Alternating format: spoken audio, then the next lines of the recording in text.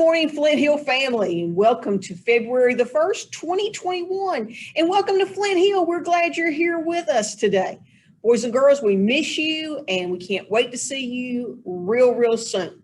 Thinking about that, please, boys and girls, make sure that you're following the 3 W's, washing your hands, watching your distance, and wearing your mask. And make sure those people around you are doing the same thing so we can get back together really soon. While you're out, don't forget that the Malcolm Mitchell Reading Bowl is going on. Read, collect your minutes, turn them into your teacher, and let your teacher turn them in to Mrs. McNulty. Also, don't forget about your choice boards, packets, virtual learning, however you are learning during this short-term closure. Make sure you are doing the very best that you can and you're getting your assignments turned in. Started a new semester now. So you got a clean slate. Everybody's got a 100. So don't let it go down. Let's keep it at that A level, okay? So do your very best, boys and girls. I also wanted to remind you that this is going to be a very busy month for our news crew. This month, we've got so many different things going on in the month of February. We're going to be featuring Black History Month this month, and that will begin today. And there will be segments throughout the month that will highlight different aspects of Black History Month. This week is also National School Counselors Week, and we have 2 amazing counselors here at our school. And I'm going to interview them, and we're going to have a blog with them so you can get to know them. So boys and girls, hold on tight. It's going to be a whirlwind month. We got lots of information for you and lots of things for you to learn. So stay tuned. Today's stories, we're going to have 2. You're going to have one that is a Black History Month story. It's going to be the story of what an HBCU is, which means Historically Black College or University. And we're going to highlight a member of one of those universities. And then we're also going to have our blog with the counselors here at our school. So stay tuned. And I will see you back here on WPTV on Tuesday.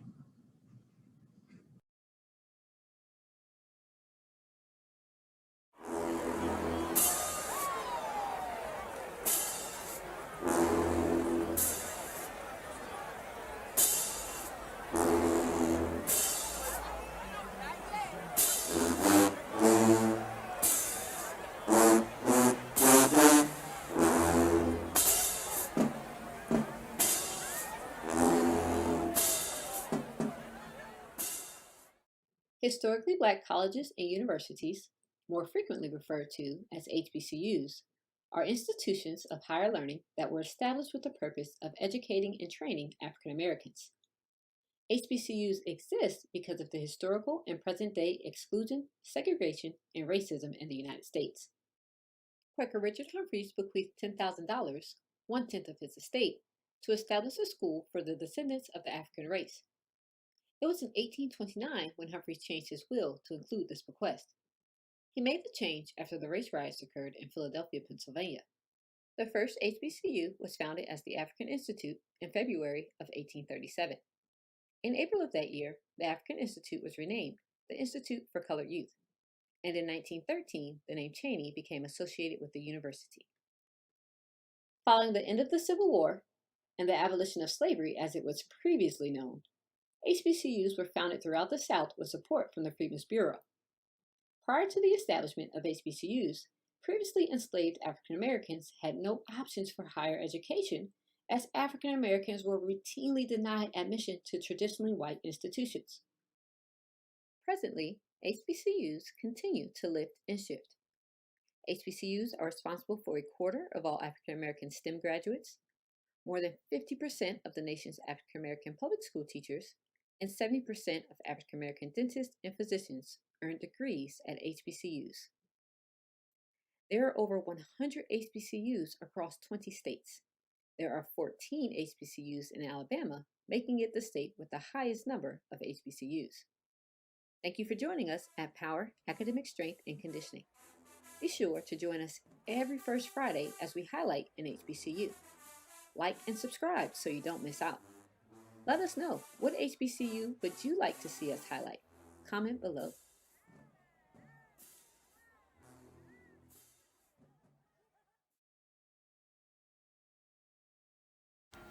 Hello, Flint Hill Elementary. This is Bridget Bush coming to you from South Carolina State University. South Carolina State University is located in Orangeburg, South Carolina, and was founded in 1896. And while there are numerous notable alumni from our illustrious university, a few that I want to mention to you are James Clyburn, who is currently the Majority Whip in the U.S. House of Representatives, Juanita Goggins, who is the first African-American female to be elected into the U.S. House of Representatives from South Carolina, and most recently, Cara McCullough, who was the 2017 Miss USA.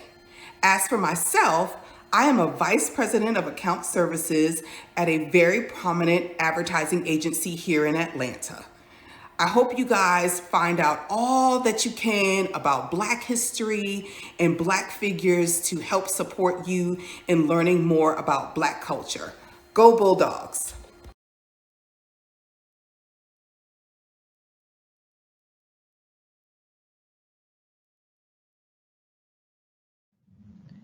Hello, Flint Hill, and hello, February, and hello, Monday. It's a good cold start to our month and a cold start to our week. Meteorologist Memoji in the Wolfpack Weather Center. Today is Monday, February 1st, 2021.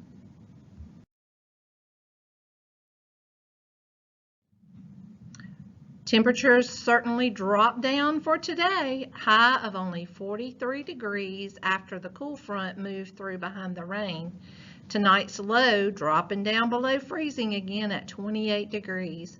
You guys bundle up, stay warm, and we will see you back here tomorrow morning. Have a great day. Please stand and pay respect to our flag and country. I pledge allegiance to the flag Of the United States of America, of the Republic, which stands one nation, under God, indivisible, with liberty and justice for all.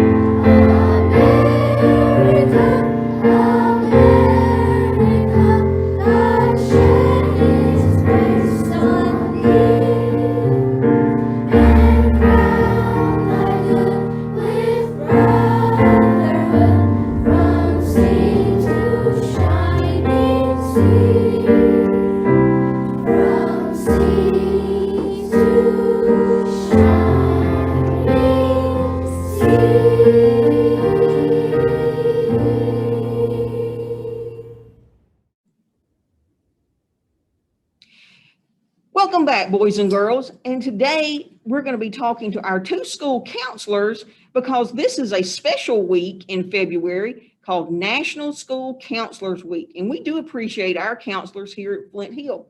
Now, in case you don't know who they are, I'm going to introduce them. And then we're going to ask them some very important questions so you can get to know them on a more personal level here at Flint Hill. Okay. Here is Miss Demaya Rogers. Okay, she is our counselor for our pre-K through second graders. Okay, and here's Miss Suzanne Gravitt, and she is the counselor for our 3rd through 5th graders. Okay, so boys and girls, take note, they are here to help us, not just you, the adults too. Okay, so here we go. I thought of some questions and I'm going to try to stump them. Let's see how well I do. Okay, so ladies, we're so glad to have you here with us. Thank you. And we appreciate everything you do here at Flint Hill for us and our students. Can you tell us, each of you, kind of chime in if you want to, or take turns, however you want to do this. What is the role of a school counselor? What does a school counselor do? You want me to take it? Sure. I'll take it. So school counselors wear many, many hats. We go to school for a very long time to be able to sit down with you and speak with you. Maybe you're having problems at school. Maybe you're having problems with your friends, possibly having problems at home. You can come and speak to us. We can find you some different things to do, some new techniques that you can probably use either at school or at home to help you feel a little bit better. Yeah, that's great. You want to add anything, Ms. Well, Grace? sure. I always think about just our role in social emotional development. If you think about teachers, they're responsible for teaching you to read and do math and how to write essays. But that's not all education is about. It's also about learning to be a good friend, to show good character and things like that. So I feel like a school counselor's role is to add to what the teachers are doing academically and focus more on those other things that make us a good person. Okay, and you know what? I think they do a great job at that. Okay, I've seen them in action actually. So I think they do a good job at that. What do you think? If a student needed to come and see you about, just anything, maybe they were having problems with a friend, or, maybe they are having some issues in the classroom or at school. What's the procedure? How do they go about? I know they don't just walk up to you in the hallway and just start laying it all out there. What is the procedure that you would want them to follow? Well, what we tell the students when we visit their classroom, if there's a time that they need to see us, all they really have to do is let their teachers know. And teachers are really good about passing along that message. They'll send us an email or stop us in the hallway and say, hey, so-and-so asked to talk to you. So that's probably the best way. But of course, students could also email us, especially now in the virtual world. They have access to that. But probably the best way is just to let their teacher know. Okay. So boys and girls, they're here to help you. Okay, and if they don't know you have a problem unless you speak up, okay, that they could help you with. And their email addresses are on the Flint Hill website, okay? So you just go under staff and you will find their email addresses. And if you need to talk to them virtually, that's okay. You just email them and they'll be there ready to help you, okay?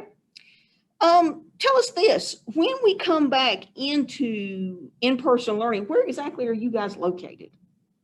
Well, you can find us one of two ways. First, we are upstairs. So you can either go up the first set of stairs and come down the hallway, or go up the second set of stairs and you will take a left. And we are in what's known as the counselor's den. Oh, the counselor's den, Come fancy find us. name. Yes, so Always- Miss Gravitt has a very pretty wreath on her door. Oh, so look for the pretty wreath. Well, I always tell the kid, look for the Coke machine because they definitely hone in on that. So Okay, Coke machine machine. and wreath in a counselor's den, boys and girls. That's what you're looking for Yes. if you're back in school and you need to see them. and we're right next door to the 4th grade wing. Oh, Yes. that's a good point too. Okay, do you guys have Canvas pages? We do. Do you have a Absolutely. Canvas page? You want to tell us a little bit about that? Is there something on there? Sure. So when you go in, it will take you to our page together. Oh, You can find lots of resources that you may need. Your parents can find resources that they may need. And if you are pre-K through 2nd grade, you can click on my name and it will take you through all of the fun things on my page. So you can learn more about me and all of the things that I like. You can find out how to reach out to me when I'm in my office, what hours I'm available. I have a story time section. So if you want to hear some stories, you can click on there. I have a Zen Den. So if you're feeling a little stressed or maybe you just want to play around a little bit, I have some things you can click on. You can listen to nature sounds, listen to bubbles, listen to stories, play games. So there are lots of things that you can do. I know what I'm On going to the be checking Canvas out today. All right. And And I have some things on my page as well, some of the things she mentioned for 3rd through 5th grade. If you haven't already enrolled in our Canvas page, we did share that link earlier in the year. But I think it would be a good idea for us to reshare the link with Maybe so. teachers, and they can ask their students to enroll that way. Right, because we have had some students enroll and they may, later on in the year that may want to do that. And I'm going to be sending my information to get myself enrolled because I want to check out some of this story time and bubble popping and streams rolling and all that. That's some good stuff, boys and girls. And you know what? Take it from somebody who knows. A Canvas page that's got that kind of information on it does not happen in one day. That's somebody who spends lots of time thinking about you guys and what you need. And I bet you have to tweak it a lot.